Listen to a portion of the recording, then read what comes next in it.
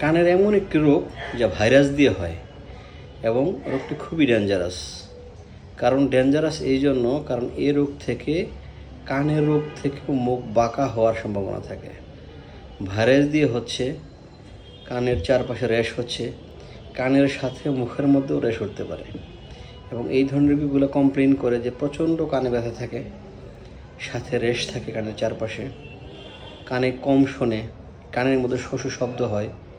এই ধরনের কমপ্লেন নিয়ে আমাদের কাছে আসে। ইভেন মুখ বাঁকা নিয়েও চলে আসতে পারে। সময় মতো চিকিৎসা নিলে পরে কিন্তু এই যে মুখ বাঁকা হওয়ার সম্ভাবনাটা অনেকাংশেই কমে যায়। এবং চিকিৎসা করতে যদি দেরি হয় তাহলে কিন্তু সেক্ষেত্রে মুখ বাঁকা হওয়াটা পার্মানেন্ট হয়ে যাওয়ার সম্ভাবনা অনেক বেশি থাকে। চিকিৎসা কিন্তু খুবই সহজ। এক্ষেত্রে কিন্তু অ্যান্টিবায়োটিক ব্যবহার করা যাবে না। ব্যবহার করতে হবে দুইটা ওষুধ, এক হলো অ্যান্টিভাইরাল আর দুই হলো স্টেরয়েড। এবং কিছু কিছু ক্ষেত্রে কোনো কোনো পেশেন্টদের ফিজিওথেরাপি নেওয়া লাগে। ধন্যবাদ।